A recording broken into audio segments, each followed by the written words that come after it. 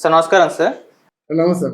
Sir 'అఖండ 2' release అయ్యి మంచి positive response తెచ్చుకుంది. మాస్ ఆడియన్స్ కూడా సినిమా థియేటర్‌లోకి వెళ్ళడం, ఎంజాయ్ చేయడం, వీడియోస్ అన్నీ కూడా వైరల్ అవ్వడం చూసాం. అయితే ఇప్పుడు ఈ 3 డేస్ కలెక్షన్స్ చూసుకుంటే ఆశించినంత రేంజ్‌లో లేవు అన్న అభిప్రాయాలే వస్తున్నాయి సార్. ఎందుకు మరి 'అఖండ 2' కలెక్షన్స్ విషయంలో ఇలా జరిగింది? అంటే గతంలో మనమే డిస్కస్ చేసాం. మీరు కూడా చెప్పడం జరిగింది. ఈ సినిమా 500 క్రోర్స్ క్లబ్‌లోకి వెళ్ళే అవకాశం ఉన్నాయి. అటువంటి కంటెంట్ ఉన్న సినిమా అని చెప్పేసి మాట్లాడుకున్నాం. మరి ఇప్పుడు పరిస్థితి చూస్తే అంతవరకు వెళ్ళేలా లేదు. ఏం జరిగింది? ఎక్కడ మిస్టేక్ జరిగింది సార్ ఈ సినిమా కలెక్షన్స్ విషయంలో? అంటే ఇక్కడ 'అఖండ 2'ని మొదటి నుంచి కూడా దానికి దెబ్బ వేయాలని ఇండస్ట్రీలో ఉన్న కొంతమంది ప్రయత్నాలు చేస్తున్నారు. ఆ ప్రయత్నాలు చేసే వాళ్ళెవరు అందరికీ బాగా తెలుసు. దీనికి ఎన్ని ఆటంకాలండి 'అఖండ 2'కి. ఆ సినిమా బాలకృష్ణ చేశారు. జనాలకి అంటే ముఖ్యంగా బాలకృష్ణ అభిమానులు బాగా మెచ్చుకునే పద్ధతిలో చేశారు. సినిమా కూడా బాగుంది. సినిమా చూసిన వాళ్ళ తాలూకు ప్రతి హిందువు కూడా గర్వంగా బోర వేర్చుకొని తిరుగుతాడు అన్నమాట. ఛాతీ ఉప్పొంగుతుంది. నిన్న ఆర్ఎస్ఎస్ ఆయన పెద్ద భగత్ ఆయన కూడా చెప్పాడన్నమాట. ప్రతి హిందువు కూడా ఈ సినిమా చూడాలని చెప్పాడు. ఇంక అంతకంటే పెద్ద కితాబ్ ఏముంటుంది? సినిమా చూసినటువంటి అఘోరాలు పూనకాలు వచ్చినట్టు థియేటర్లో ఆ బాలకృష్ణ క్లైమాక్స్లో తాండవం చేసినప్పుడు వాళ్ళు తాండవం చేస్తున్నారు. ఒక సినిమాకి అంతకంటే పెద్ద ప్రయోజనం ఇంకేం కావాలి? అందువల్ల సినిమాని పడిపోయిందని దుష్ప్రచారం చేయడం మాత్రం బాగా సాగుతుంది. కాబట్టి కలెక్షన్స్ అంటారా? కలెక్షన్స్ అంటే వీళ్ళు తీసుకున్నటువంటి కొన్ని స్టెప్స్ బట్టి మళ్ళీ కలెక్షన్స్ డెఫినెట్గా పుంజుకుంటాయి. జనంలోకి వెళ్ళడం కొంచెం డివైడ్ టాక్ వెళ్తుంది అన్నమాట. బాగుందని కొంతమంది, బాగులేదని కొంతమంది అంటున్నారు. కానీ బాగులేదనే మాట మాత్రం వాస్తవం కాదు. బాలకృష్ణకి బాలకృష్ణ తాలూకు బాడీ లాంగ్వేజ్కి బాలకృష్ణ తాలూకు పెర్ఫార్మెన్స్కి సరైన సినిమా అన్నమాట. బాలకృష్ణని 100% కూడా ప్రొజెక్ట్ చేయడం బోయపాటి శ్రీను వల్ల అవుతుంది. కాబట్టి వాళ్ళిద్దరు కాంబోకి మంచి గుర్తింపు ఉంది. సో ఈ సినిమా మళ్ళీ పుంజుకొని అంటే పడిపోయిందని మీరు చెప్తున్నారు కనుక ఆ విషయంతో నేను ఏకీభవించడం లేదు.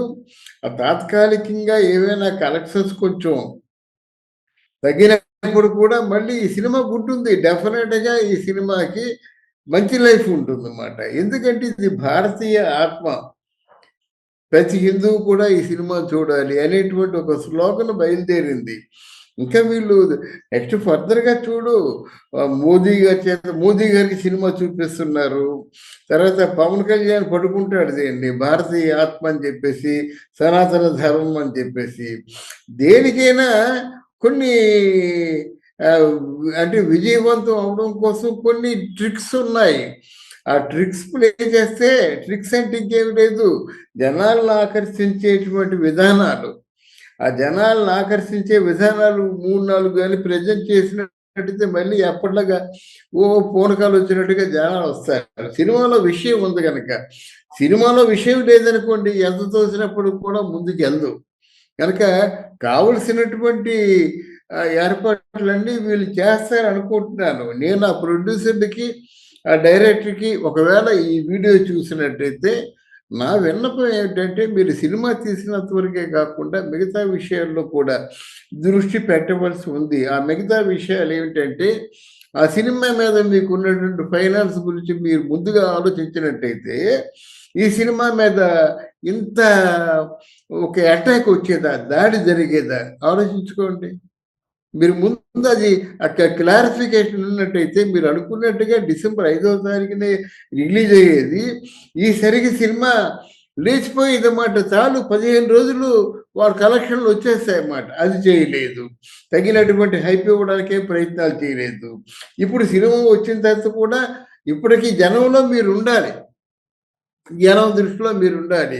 మీరు చేయించిన మోదీ చేతో, భగత్ చేతో, పవన్ కళ్యాణ్ చేతో వీళ్ళందరూ కూడా సనాతన ధర్మాన్ని అది కొమ్ము కాస్తున్నటువంటి వ్యక్తులు కనుక వాళ్ళ చేత కూడా మీరు ఆ ప్రచారాన్ని ఎప్పుడైతే మీరు చేయించారో వీళ్ళ తాలూకు అభిమానులు కూడా కొమ్ము కాస్తారు ఈ సినిమాకి అన్నమాట. ఇది ఒక కమర్షియల్ సినిమాగే కాకుండా దీంట్లో విషయం ఉంది. అంటే గ్లామరే కాకుండా గ్రామర్ కూడా ఉందని ఆలోచించి ఉండవలసింది. ఆలోచిస్తే ఇక ముందు మంచి జరుగుతుంది అన్నమాట. బట్ నేను దాంతో ఏకీభవించను. సినిమా పూర్తిగా ఫ్లాప్ అంటే ఏకీభవించను. సినిమా హిట్ అయింది, పాజిటివ్ టాక్ ఉంది, కలెక్షన్స్ కూడా హిట్ సినిమాకి వచ్చేటువంటి కలెక్షన్స్ వచ్చాయి. కాదంటే మనం చాలా ఓవర్గా ఊహించుకున్నాం. అందుకే నేను చెప్పేది ఏంటంటే 500 కోట్ల క్లబ్లో చేరడం పెద్ద కష్టం కాదు. మళ్ళీ మళ్ళీ చెప్తున్నాను. ఎందుకంటే సినిమాని ప్రాపర్గా ప్రొజెక్ట్ చేసినట్టయితే 500 కోట్ల క్లబ్లో ఈ రేంజ్ సినిమా అంటే బాలకృష్ణ ఈ స్టాండర్డ్స్ చూపించిన సినిమా ఈజీగా చేరుకుంటుంది అన్నమాట. మరి తగిన జాగ్రత్త కూడా వాళ్ళు తీసుకోవాలి. సినిమాని నడిపించాలండి. సినిమా చచ్చిందా బతికిందంటే సినిమా బతికింది, సినిమా బాగుంది. బాగున్న సినిమాని చాలా బాగుందని చెప్పడం కోసం వాళ్ళు కూడా ప్రయత్నాలు చేయాలి. అది అది నా ఉద్దేశం. But no doubt it will reach. As I said 500 reach అవుతుందని చెప్తున్నారా సార్? అవును, తప్పకుండా చెప్తున్నానండి. ఆ సినిమా అంటే దాంట్లో సందేహం లేదు. నేనే కాదు, నాలా కొంతమంది కూడా చెప్తున్నారు.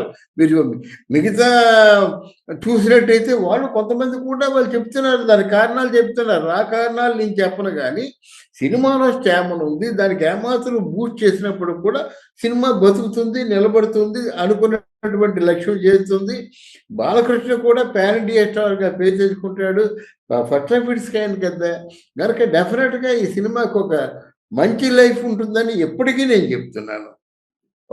సినిమా మీద వచ్చినటువంటి వదంతులన్నీ కూడా ఏముంది, తెల్లారు లేచినట్టు 190 వదంతులు వస్తాయండి. సోషల్ మీడియా తీరిగ్గా కాచుకొని కూర్చుందన్నమాట. ఎవరి మీద బురద జల్లుదాము, ఎవరిని దెబ్బేద్దాము అని సోషల్ మీడియా తీరిగ్గా కాచుకొని కూర్చుందన్నమాట. అట్లాంటి సోషల్ మీడియా డిస్టర్బ్ చేసిన డిస్టర్బెన్సే తప్ప సినిమా పరంగా ఏ డిస్టర్బెన్స్ కాదని నా నమ్మకం. ఇప్పుడు మీరు అన్నట్టు మోదీ గారికి కూడా షో అయిపోతున్నారు కాబట్టి మరి అక్కడ బాలీవుడ్ లో అంటే నార్త్ సైడ్ ఈ సినిమా కలెక్షన్స్ విషయంలో ఇంకా పెరిగే అవకాశాలు ఉన్నాయి సార్. అక్కడ ఈ సినిమా కనెక్ట్ అయ్యే ఛాన్సెస్ ఏమన్నా కనిపిస్తున్నాయా? అవును, అవును, అందుకే కదా మరి నిన్న చెప్పా అది. బాలకృష్ణ గారు మామూలుగా సినిమాలకి హీరోలు ఏం చేస్తారంటే పరభాషలో ఉన్నప్పుడు అందులో ఎక్స్పర్ట్స్ ఎవడో వాళ్ళ చేత డబ్బింగ్ చెప్పిస్తారు, ఈయన తాలూకు స్టాండర్డ్ తగ్గకుండా. ఇక్కడ అలా కాకుండా బాలకృష్ణ స్వయంగా డబ్బింగ్ చెప్పడం ఆ సినిమా పట్ల ఆయనకున్నటువంటి ఇంట్రెస్ట్కి నిదర్శనం. కనుక బాలకృష్ణ డబ్బింగ్ చెప్పిన తర్వాత ఆ క్యారెక్టర్కి ఒక లైఫ్ వస్తుంది. అటువంటి పాత్రల్ని హిందీలో చూడడం తక్కువ. అందులో హిందీలో ఇప్పుడు పరమశివుడు కానీ అది శివయ్య, ఇప్పుడు మనం శ్రీరామ ఎలాగంటున్నాము అలాగే శంకర, శివయ్య, ఈ పరమశివ, ఇలాగా ఈ నమశివయ్య, పంచాక్షరి, వీటి మీద వాళ్ళకి పట్టు ఎక్కువగా ఉంటుంది.